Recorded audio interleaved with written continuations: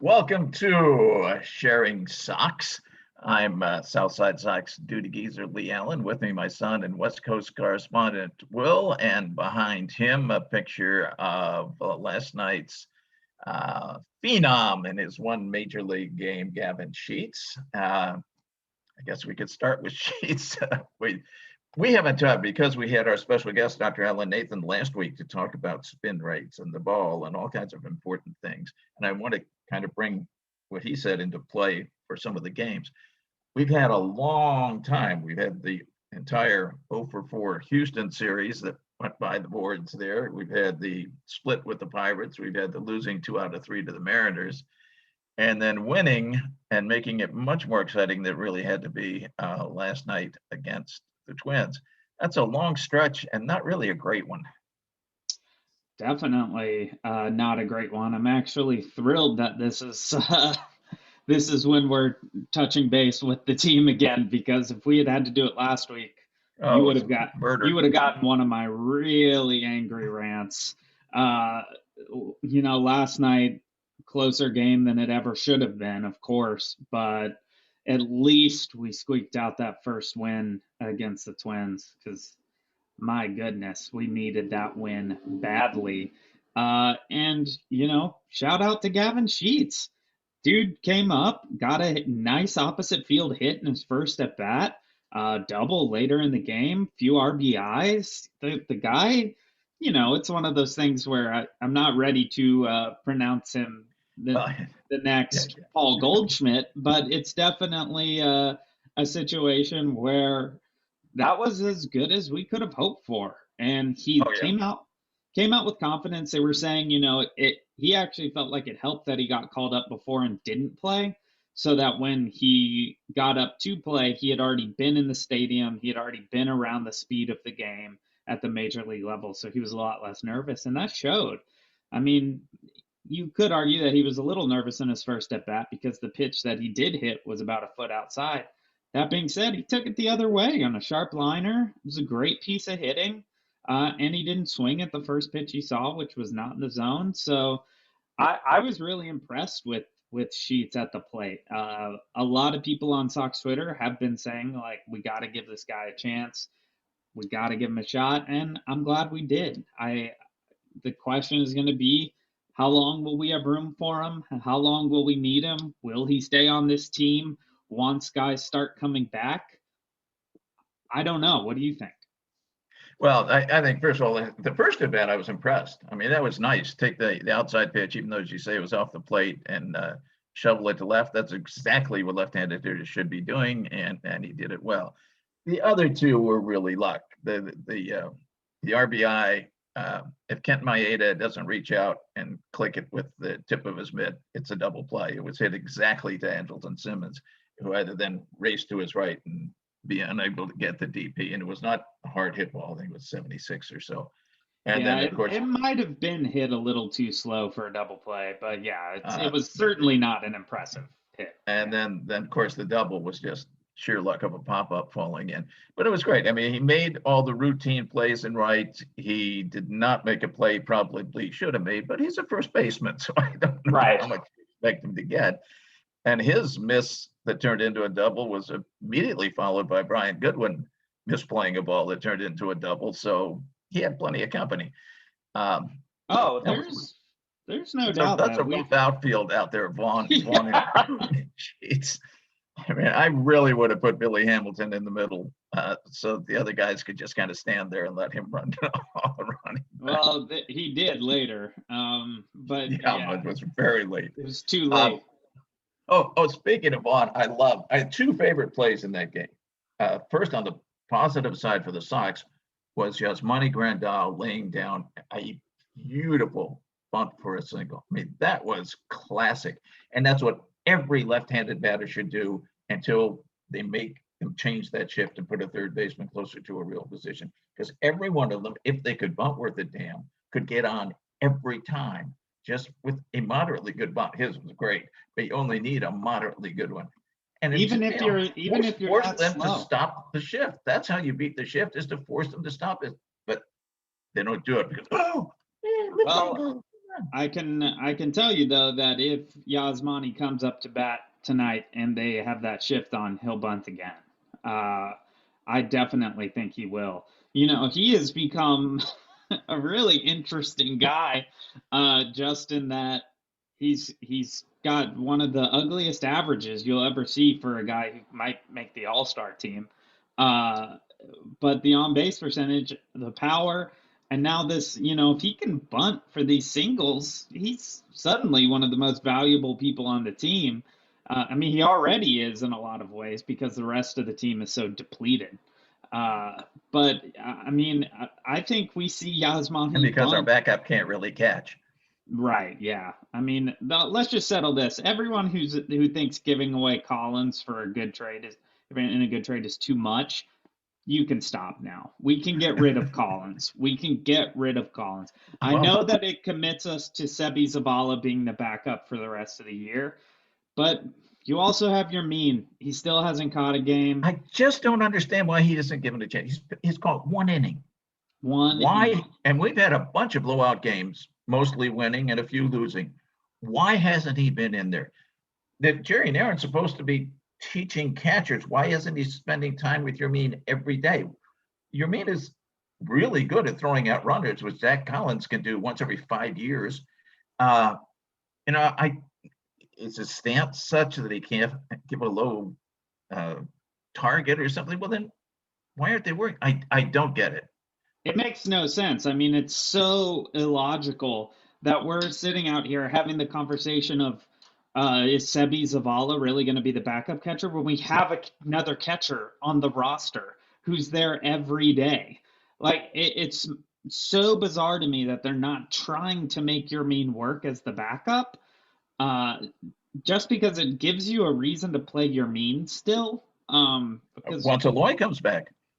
Right. I mean, because once Aloy comes back, it's clear now that the Yerminator days are over. Once Aloy comes back, we will be DHing Aloy every day. I mean, the kid is just too freaking good at hitting to not be playing him. I made a joke on Twitter today, not a joke, a reality that you and I need to consider going to Charlotte. It could be worth a flight to see the Jimenez, Robert, maybe Adam Engel or Adam Eaton minor league outfield with Michael Kopech pitching. I mean, the greatest minor league team in the history of minor league baseball for that day. Just imagine seeing Aloy and Luis batting in AAA baseball together. Oh my gosh. And it's likely going to happen that those two, I doubt Engel will be down there with them or Eaton will be down there with them. But the idea that even Eaton those shouldn't two, even be in AAA. That's too high a level for him. Yeah, he should be part of the single A, low, non-affiliated, whatever the Great Lakes team is in the suburbs of Chicago that probably doesn't exist anymore. He should be on that team. The other great moment last night, and we should move on to other things besides one game, but nobody's had an explanation of what the hell was on Nelson Cruz's mind. Were you watching at that moment? He had a very sharp single to left. It was like 111 exit velocity. Rounds the bag at first. The ball is in Andrew Vaughn's hand when he gets to first. Stops, not complete stop, but just slows as you normally would after you've rounded first. And then for incredible reason, I don't know what it could be, decided to go for second. Vaughn could have stopped in the stands to pick up one of those great big nacho helmet things and finished it off, and then walked the ball to second and gotten Cruz. I mean, all I'm going to say is Cruz, he's 43 or whatever he is, 51. He's wiser than me. So I guess whatever he was doing made sense. No, it was, obviously I have no explanation for why Nelson Cruz would ever try to go to second on a base hit. Glad he did. Loved it. Loved his work in that moment. He made a couple very weird decisions last night. He also swung at a terrible pitch, I think, on 2-0 or When they 3-0. had us on the ropes, he Yeah. swung at a slider that was never anywhere near the strike zone. Yeah. Well, you know what that is in a lot of ways too, though. It's the Jose Abreu got to do it myself mentality. Yeah. And Nelson Cruz and Jose Abreu are pretty comparable players in a lot of ways. And the Twins, I mean, the Twins need to win this series, and they need to win it badly. And it's just not happening for them. And you got Josh Donaldson, who's being a real jerk all the time, and it doesn't seem like team chemistry's great. And Byron Buxton's hurt again, and the Twins they're now looking at do or die. And so I think that's why because if Nelson Cruz somehow makes it to second, that is going to rally the squad a bit. I mean, they're all going to be like, what? And just get well, it's certainly going to make all of us who are on Medicare feel really good, even if he's on the opposing team. I mean, I love Nelson Cruz. I have no clue what the hell was going through his mind last night during that game, but my guess would be it's sort of an Abreu hero type of scenario. But I'm just thankful we got that win. Hendricks last night and recently makes you nervous. And I think Hendricks is very affected by the enforcements. I think there's a big difference in how much his fastball is staying up, and he's lost the slider, except for occasionally. I mean, it's just crazy. Zach Collins never should have let 2 wild pitches get by the way he did, but that's because he's Zach Collins. But still, they were wild pitches. Hendricks has been shaky. One thing that is really problematic right now is that yes, they're clearly eliminating a lot of the sticky substances because we're seeing the spin rates go dramatically down. White Sox pitchers not excluded, but unfortunately, our pace of play is not going to get better. And this was a sort of Tyler Glasnow's argument of if you're going to do this, fine, don't do it in the middle of the season because we obviously have to adjust and it takes time to adjust. And I think what we're seeing now are the pitchers, we're watching them adjust. So we're watching them throw a lot of balls, a lot of really bad pitches, a lot of hanging pitches. What I really noticed last night, and I wanted to bring this up, and this was on Lucas, on Giolito. His spin rate is way down. So Donaldson may have had a point, but it applies to all pitchers, not just him. But what happened? He had 1 strikeout last night, and that wasn't until fifth or sixth inning. And normally he strikes out a guy an inning. But what he did have, and again, I'll go back to Dr. Alan Nathan last week, who's the expert on this, and what he said, that this difference that's going to be in the spin rates, it's not like all of a sudden nobody's slider slides or whatever. It's going to be a ½ inch to an inch. Yeah. Because, you talk about spin rates of 2,500, but that's revolutions per minute. It's less than half a second getting to the plate. Right. The difference is 1 revolution of the baseball. That's the difference. 1 little turnaround. So what you saw, because Giolito throws high fastballs. I mean, that high fastballs and changeup, that's what it is. Spin's not a big deal on the changeup, not much spin to it anyway. Big deal on the high fastball.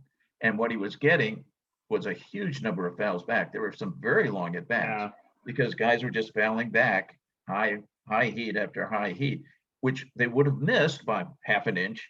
Instead, they're just nicking it back and it's going back in the stands or back against the screen. And I think that may actually extend games because it's not just him. He's just an example of it. And I think that may make games longer because we're going to have more foul balls. We're going to have fewer swings and misses. He had almost no swings and misses last night. I think 7 or 8 of them. It just very few.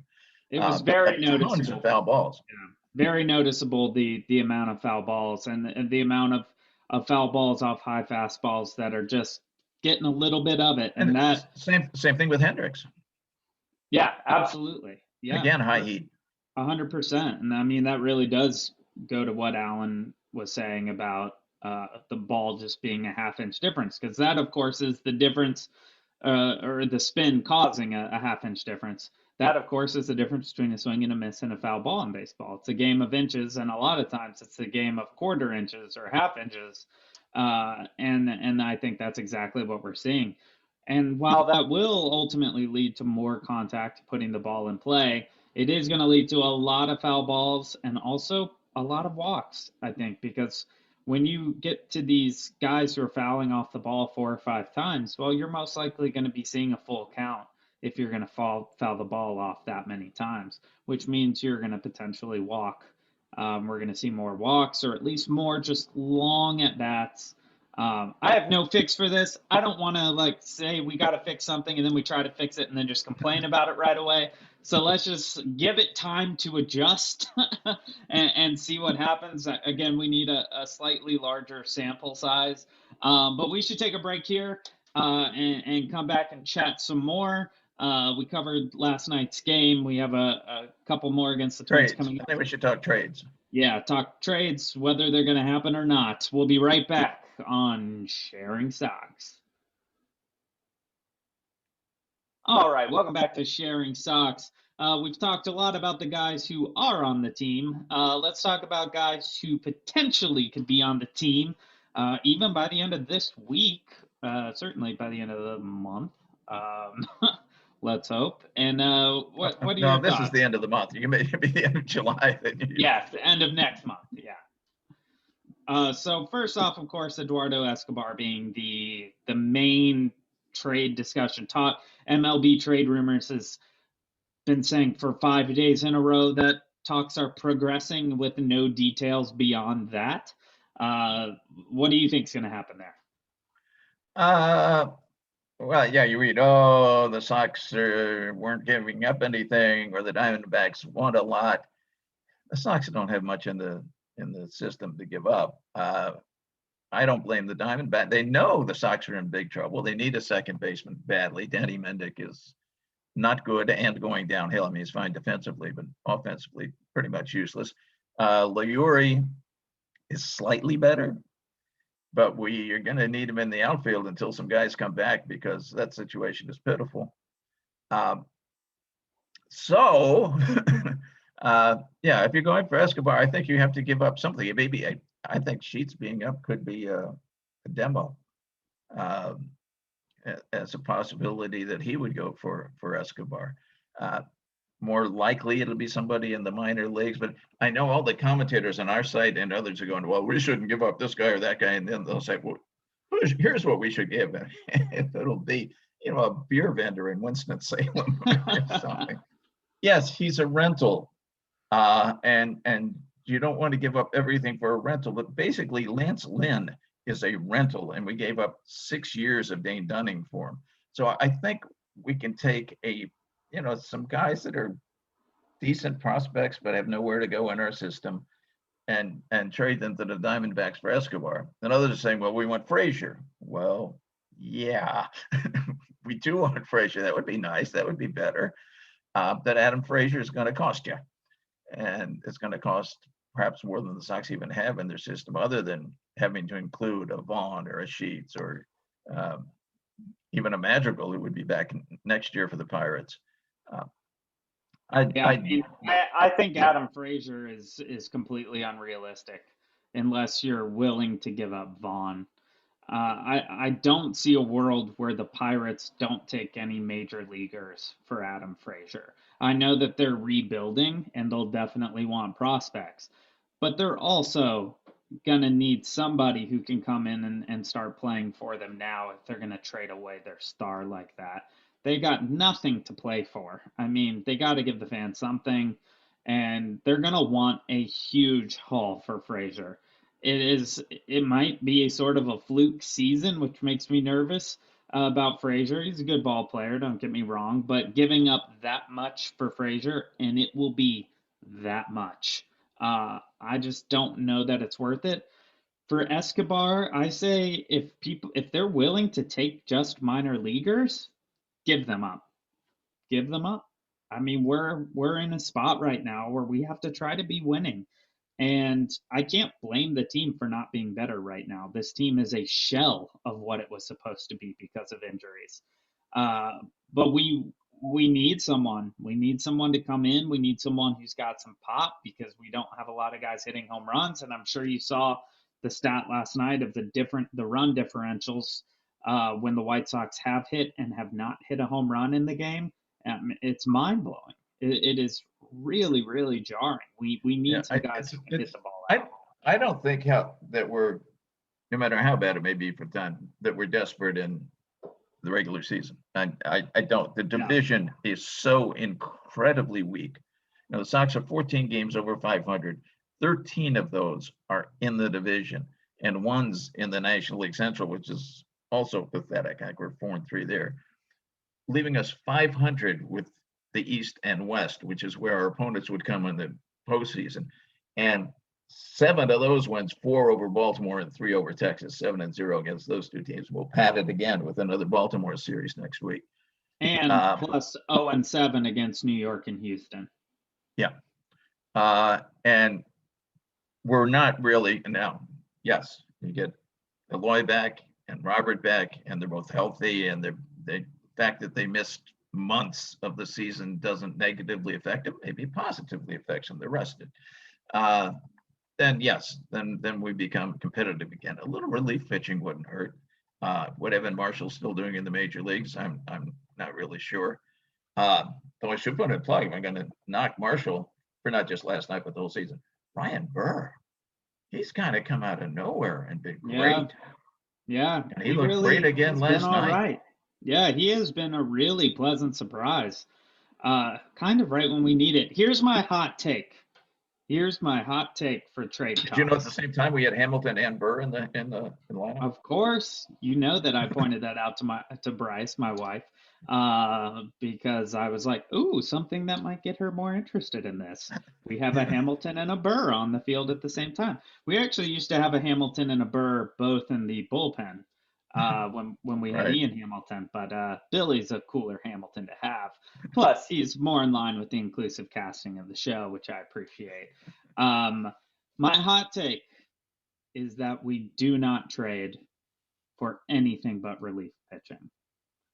And I know that a lot of people are going to say you're an idiot, but we are in such a bad division, and we are playing the NL Central, which is such a bad division, that I don't think we need those people to win this division. And it's all about just staying afloat until we get everyone back. You know, I don't necessarily believe we should give up a lot for Escobar. I don't even think we should give up a lot for Frazier. I think we should sit still, let our guys kind of suck at second base, and just start bringing in people as they come back from injury and start to see what the team really looks like. I know that that is not going to be popular, but for me, it's the bullpen. Our starting pitchers are great, even with the removal of sticky stuff. I think they're going to be fine. Our relief pitchers have been horrible for the most part, at least compared to expectations. I don't think we go for another position player that we have to give up a lot to have him, because there's also no real guarantee to me that Eduardo Escobar is going to come in and be great. And he's good, but he's also in his 30s. And I just don't, there's nothing appealing to me about that rental. At least with the Lance Lynn rental, I'm like, okay, we're going to get a workhorse. He's at least going to be like an under 4 ERA guy. With Escobar, I just don't know that he's going to come in and produce much more. He could, and he certainly knows how to field the position better. Although, you know, Mendic's a Gold Glove finalist technically. Yeah. Whatever that was about. But I would actually sit still at second base. I would just play with who we got. I would take the pressure off. I would, you know, keep Sheets around, let him play some more before we send him down. Get Eloy back, get Robert back, get Engel back. Eaton, I don't really care about. we have a lot of guys who we are still waiting on. If we were in the East or the West, yes, you have to trade. You have to trade your best prospects immediately because you could not survive in those divisions with this lineup. But we're not in those divisions. We are in the poopy AL Central. We're a Cleveland team that is just garbage is somehow 2.5 games behind us. So and very badly injured garbage, hugely injured. Now we moan about our injuries and certainly have good reason to, especially in the outfield. Losing one infielder for most of the season, that probably happens to most teams in most years. It's just something that happens. But we've lost so many outfielders. But we've basically lost no pitchers. Kopech has been out for a few weeks, which has hurt the relief pitching. But that's it. The starting pitching, Lance Lynn missed one turn with his sore back. That's it. That's amazing. Cleveland has lost almost its entire rotation. I looked through the entry list that somebody puts up for the whole major leagues, and like every team had at least 2 starting pitchers on the 60-day, and probably 5 starting pitchers on the 10-day. Everyone, we've been incredibly lucky with pitching, as lucky with pitching as we have been unlucky with outfielders. Right. And so that brings me to my next point of my hot take of don't trade for an infielder. It's July. We have not had a starter get hurt. We are playing as if the starters will never get hurt. And what do we do if we trade away what we have and 2 of those guys go down in July? Then your season's over. Then you're screwed even in the AL Central. So for me, I would rather keep our guys, power through till we can get people back, and save those prospects for the likely event that one of our starters gets hurt in the next month. I hope it doesn't happen. I hope we continue to have the good luck that we've had with our starters. I really like them all. I hope they all stay. But you do need to kind of plan on one of them getting hurt. And then we will really need those prospects to get us a pitcher. And one of them getting hurt in a way that is either season ending or very close to it. Yeah. I mean, the fix of getting a second baseman, it's just not as important to me as keeping the few trade chips that we have in the pot for if something happens over this next month. Because, what if Anderson gets hurt? What if Moncada gets hurt? What if a starting pitcher gets hurt? There are way bigger fish to fry in those scenarios than replacing Nick Madrigal for a few months. If Grandal gets hurt, we're in real Grandal gets hurt. I don't even want to think about it. And we're saying that about, he's now a 180 hitter, incidentally. He was a 130 hitter about 3 weeks ago. Dude is slaying right now. Dude is just he can't not get a hit right now. He's hitting 180. He's almost up to Adam Dunn. Not quite, but he's almost there. Yeah, so I mean, I am a firm believer that we should not trade these guys to get a second baseman. I get it. It's going to be hard to watch a lot of fumbling over there.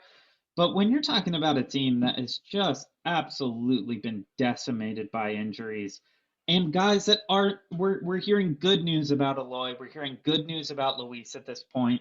Again, you never know if that good news will come to fruition, but we have to try to play with the hopes that we are going to, in October, look like the team we thought we were going to look like in April or May when Luis went down at least.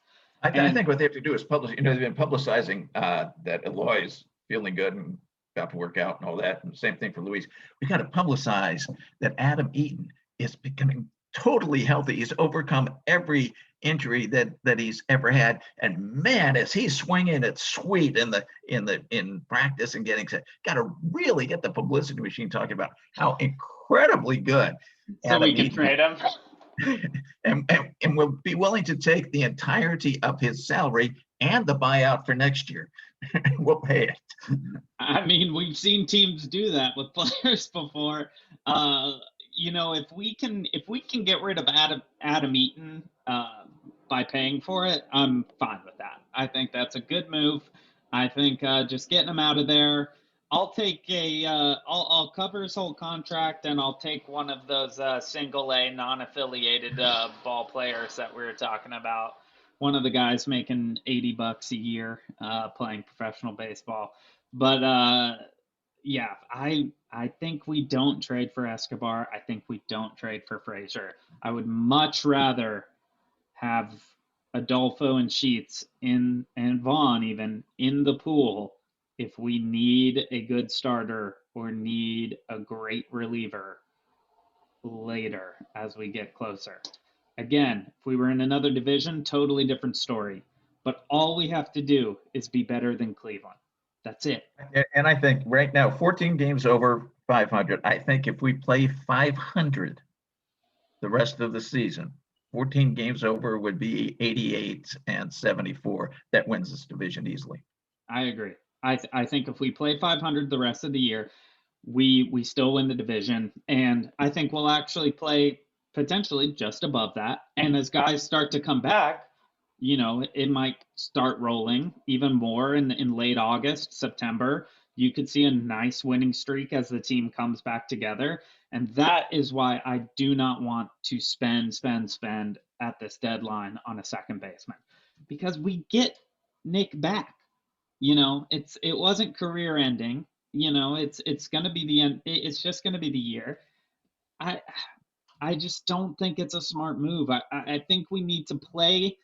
We need to play against the division that we are in, and then prepare for the playoffs with the team we thought we would have this year. I think that's the way to go. Otherwise, we're going to end up losing anything we could trade for a second base rental, and that is so not sexy. I would stand still. I would sit on it. And I realized that a month ago on this podcast, I was like, we have to make moves. And I still think we do have to make moves. I just don't think it's for a second baseman. All right. I think that can be the final word. I think it can. And I'm sure people are going to think I'm an idiot for it, but they will learn that I'm a genius for it. Time will tell. You got anything else today? No, I'm good. All right. Well, you've heard it here. Comment, argue with us, call us names, harass us on Twitter, do whatever it is that you like to do. We will take it like champs. May even dish it back a little, so watch out. But thank you for listening, and we will see you next time on Sharing Sox.